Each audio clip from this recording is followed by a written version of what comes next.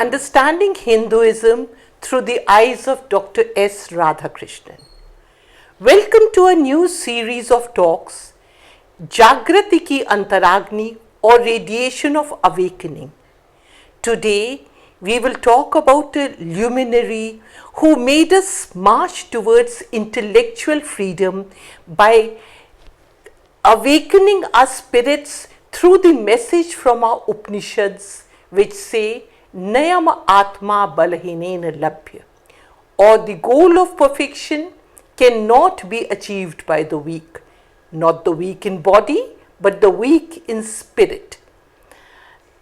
The end of the 19th century and the beginning of the 20th century, as we have already talked, was an era, it was a renaissance for India in this field of culture, dance, music, poetry, science, religion.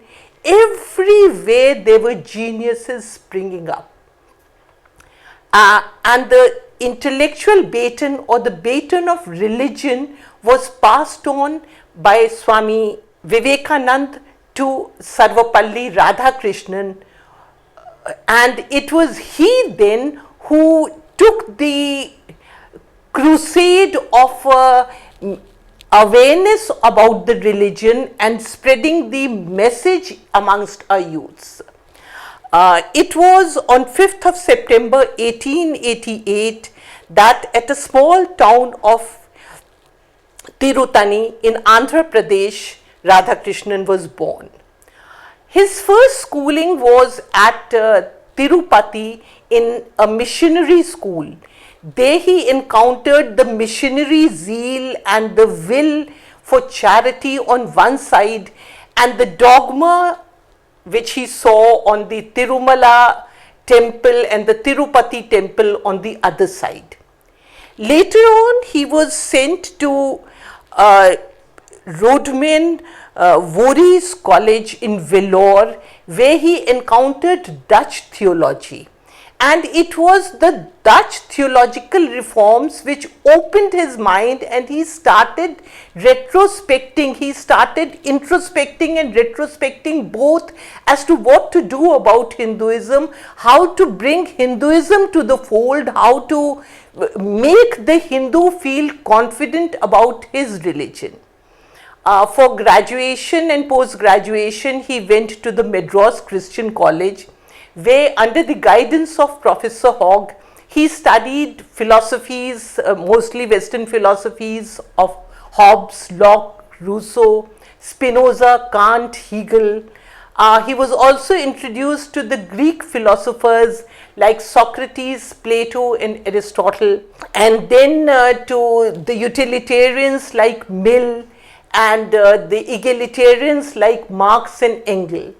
And all these philosophies opened up his mind, and on the Indian side then he saw Swami Vivekananda spread the message of Hinduism.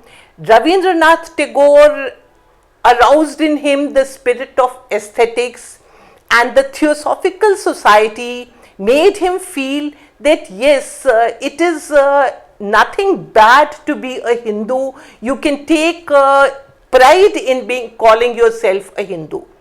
But the Christian criticism he had encountered everywhere, that Hinduism is a religion which is based mainly on dogmas, and there is no ethics in the religion. So in his post-graduation, he wrote his first thesis on the aesthetic sense or the good sense in the Vedanta, and he termed it as the ethics of the Vedanta.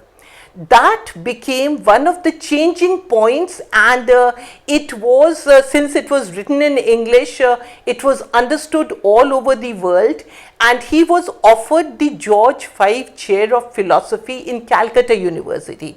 He was, mind you, he was the first non-Bengali to be appointed to this chair. Later on, he became the Vice Chancellor of the Andhra University.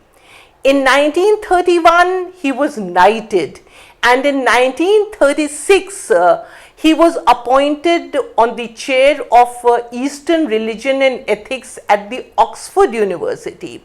So he gained recognition all over the world only because he never criticized anybody else's religion, but he could make the others understand his religion, his philosophy and his faith in their language and by drawing parallels from their history. Because he always said that nothing is more dearer to a man than his own history, his traditions and his religion. So never criticize, try to bring a synthesis and try to bring parallels with the other religions. So he brought a lot of parallels with, he started with Zen Avesta. That Avesta is the religious book you all must be knowing of the Parsis.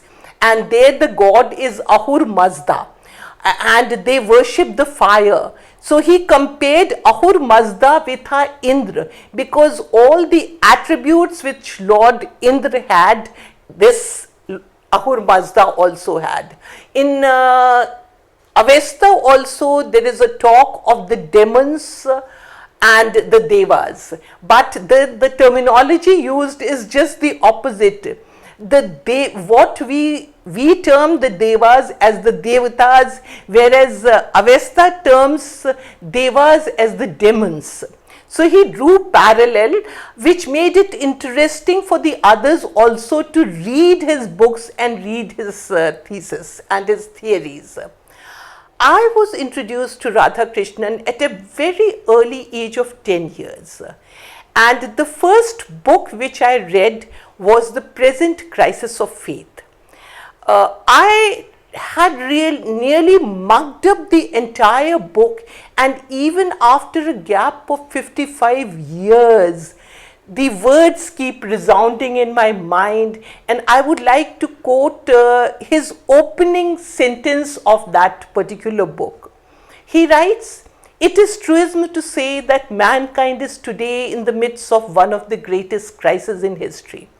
Our predicament is due to the lack of adjustment of human spirits with the startling developments in science and technology. The great scientific inventions have relieved us of grinding poverty, mitigated the tortures of physical pain, bridged the gap between well-fed and hungry people of the world. Yet, we seem to suffer from a type of neurosis, from an inward loneliness. All growth is marked by pain. All transitions belong to the realm of tragedy. Hence, the transition which we need today is a moral and spiritual one."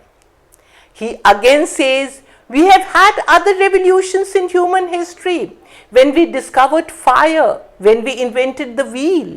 But these are reduced to insignificant proportion when compared to the development of science and technology, which has converted the world into a global village." His entire life he spent only on bridging the gap between different communities, and that he started with his knowledge and his talk about the Upanishads. I have his book, The Principal Upanishads. This has about 13 Upanishads, and it was first that I got interested into the Upanishads through this book of his. Later, when I read this, I was really enthusiastic towards reading the actual Upanishads, so I went into the basics and the texts only after reading the commentaries. But when I was reading the commentary, I was very much impressed the way he says that we should always differentiate mythology and the message. The mythology in today's world may appear a little out of date to the present youngsters. They may not believe whatever is mythological, but the message always remains the same. he has talked about one of the Upanishads, that is Kathopanishad. And Kathopanishad, some of you might have read or must be knowing about Kathopanishad, that it is a samvad or a discourse between Yam and Nachiketa. Nachiketa's father was a great king. He did a yajna, and after the yajna, the king was giving away his different worldly possessions to different people.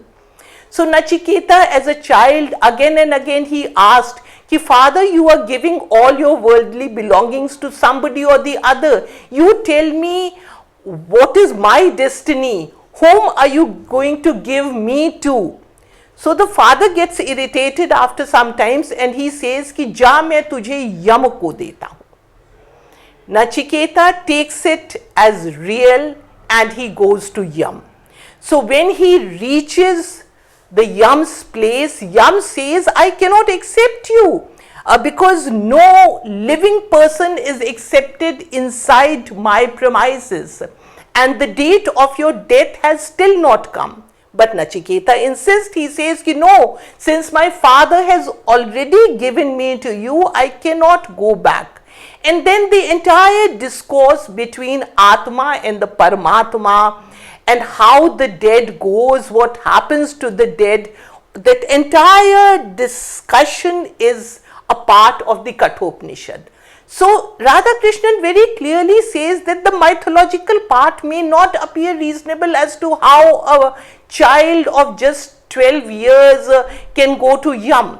So he says that wherever the modern youth feels that this is out of place, you treat it as mythology and keep it away. But take the message. Message is eternal. It is real. It goes. It is all pervading.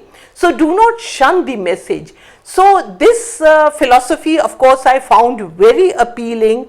And now when I read any of my old Vedas or Gita or anything, I always have this in mind, what he as a teacher has taught me through his different books, that the mythological aspects we should consider as something written which suited that particular society or that particular mindset. At times when you are explaining to people who are not very reasonable and who cannot understand logic, you have to give them such examples which makes it easier for them to grasp the religion. So in that time, these mythological stories must have been right.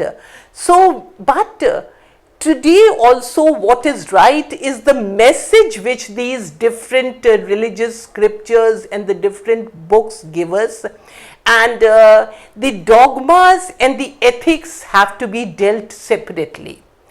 And for this it is essential that the present youth reads both his own religion as well as the religion of the other sects, because the world today has been converted into a global village. He is interacting with his neighbors and everything is transparent. He is interacting with people far, far beyond this particular India or this particular space also. So for this interaction, it is a must that he must know what is the basis of the other religions, and then if he is able to draw the parallels, he will be able to convince the person having different faith and tell him as to how magnanimous our religion is. It is Hinduism only which has always said, Ekam sad vipra bahudha vadanti. That which exists is one. Sages call him by various names. No other religion of the world shows or teaches this sort of magnanimity, that Allah, जो गांधी ने जो कहा है कि ईश्वर अल्लाह तेरो नाम, कि whether you worship him as Allah or you worship him as Christ or you worship him as Ahur Mazda or you worship him as Krishna, Ram or any other god, it is the same. and the basic, the tenets or the religious dues are nearly the same in all the religions. So when Radhakrishnan was doing all this, he saw what the condition of the country was. He was encountered with Gandhi's often on calling off and calling on of Satyagraha. He saw the Jallianwala Bagh tragedy. He saw the failure of the Montagu-Chelmsford reforms and the division of the country into two different communities, the Hindus and Muslims. And for that, the only way to mitigate all these tortures was, he felt that there should be a crusade for higher education. So he became a crusader for education. Even later in his life as vice president and later as president, the crusade for education continued. That is why his birthday today is celebrated as a Teacher's Day and as a crusade for higher education. When he was the president, he converted the president's summer house in Simla into an institute of advanced studies, which is physically very, very active till date. So his crusade continued. Then there was another turning point in his life, and that was when he was appointed as an ambassador to USSR. When he went to USSR, he realized that the world is divided into two blocks. The Americans with their friends on one side, and the USSR or the Marxists with their friends on the other side, and of course a small group of non-aligned countries like the developing countries like India, Uganda, etc. And the only reason for the truce between these two groups was the balance of terror. He started thinking, how long can a human mind obtain a truce through terror? So it was at that time that he started advocating that instead of achieving your truce through terror, you can achieve your truce through religion. Go deep into the religion, not anybody else's religion, but your own religion. Try to see what good points your religion teaches. In most of the religions, and we see there's a great affinity. In Hinduism, we have 10 धर्म के लक्षण, जिसको हम कहते हैं growth, क्षमा, दमो, अस्ते, शौच, इंद्रिय निग्रह, धी, विद्या, सत्यम, क्रोधो, दशकम धर्म लक्षणम. Similarly, in Christianity also we have 10 commandments which are more or less the same. I am the Lord thy God. You should not do anything to anybody which you do not want him to do unto you. So these are all जो हम धैर्य की बात करते हैं, that is in Hinduism as well as in Christianity and to a great extent even in Islam. So all the religions teach us, give us good messages and teach us good things. So it is that we should look into our religion, and for a truce, for happiness, for opening of our mind, religion is the only thing, religious philosophy is the only philosophy which can give us really peace of mind. The book which I started with, that was The Present Crisis of Faith, he ends this book with another quotation from Ishavasya Upanishad, which very well says, Ishavasya midam sarvam yat kinchit jagatyam jagat tena tyaktena bhunjitah magridhe kasya swiddhenam.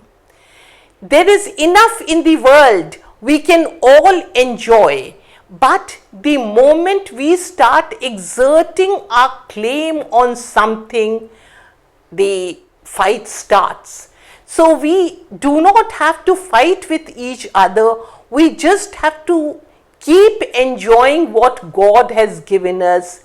And what God has given us is enough to keep all human beings happy. With this I end. Thank you.